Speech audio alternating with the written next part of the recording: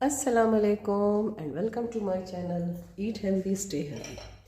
आज मैं बनाने जा रही थी बैंगन और आलू की सब्ज़ी, तो सोचा आप लोगों के साथ भी शेयर कर लूँ कि इस तरीके से जब आप बनाएंगे तो आपके घर वाले बैंगन खाने से कभी भी इनकार नहीं करेंगे।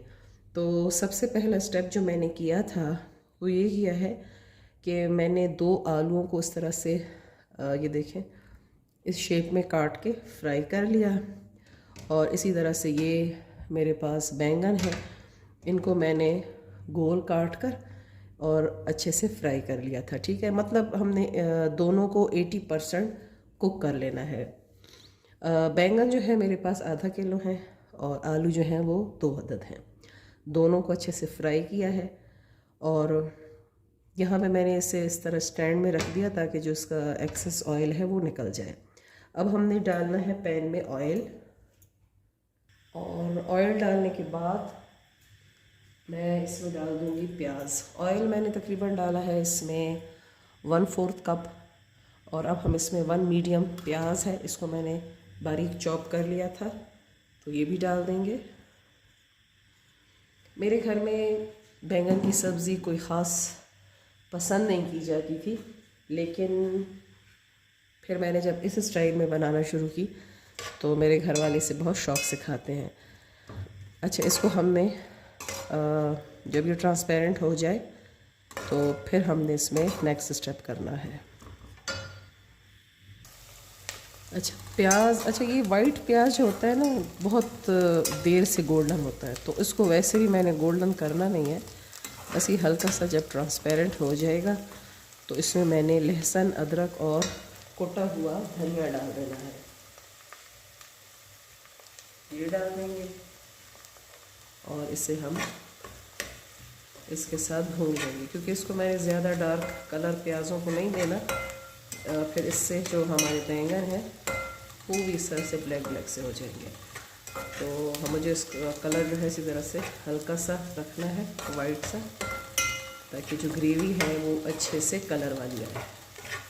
लहसुन भुन जाए इसमें, अदरक और धनिया, तो फिर इसमें मैंने ये 1 टीस्पून ज़ीरा डाल देना है।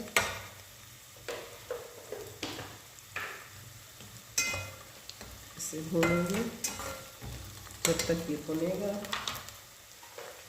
तो हम इसमें नमक भी ऐड कर देंगे।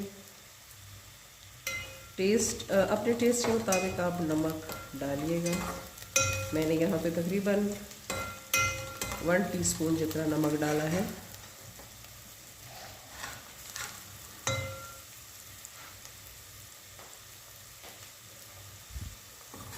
और ये जो है अच्छे से इसमें भुन जाए। अच्छा जी, प्याज जो है अच्छे से भुन गए हैं, तो अब हम इसमें डाल देंगे टमाटर। मेरे पास तकरीबन 3 टमाटर थे, इन्हें मैंने इस तरह से चॉप कर दिया।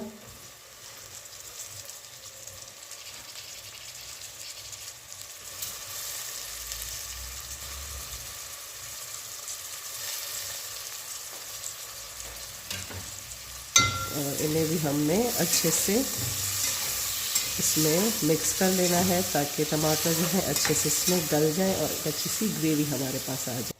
अच्छा जी, टमाटर जो हैं देखें अच्छे से सॉफ्ट हो चुके हैं, तो अब हम इसमें डाल देंगे कुछ स्पाइसेस। बेसिक से मसाले ही डालेंगे।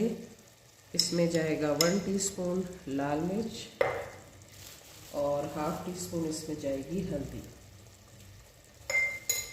और ये डालकर हम इन्हें अच्छे से मिक्स कर देंगे। थोड़ा सा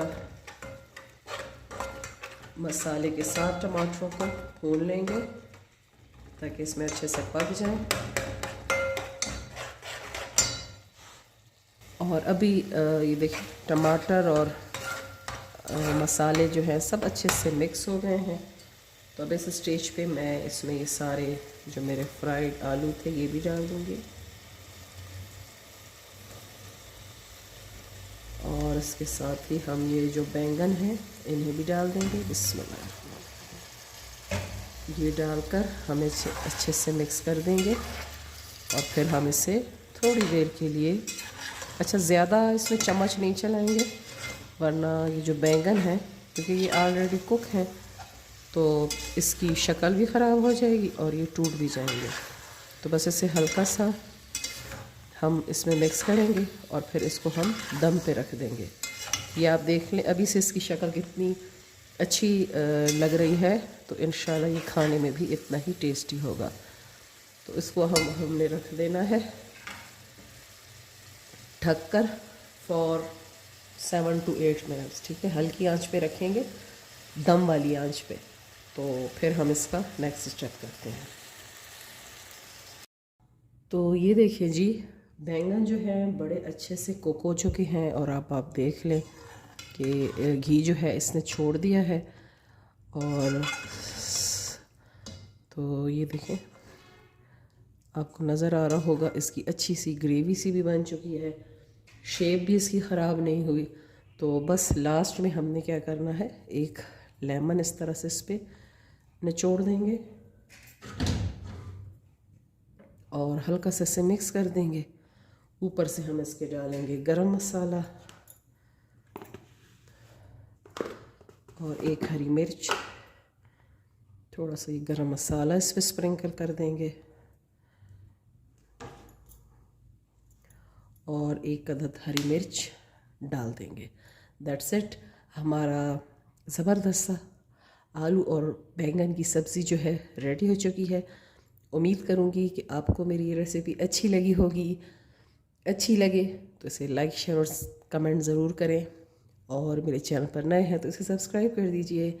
मैं एक और बहुत अच्छी सी सिंपल सी घरेलू सी रेसिपी के साथ दोबारा हाजिर होंगी। तब तक के लिए अल्लाह हाफिज़।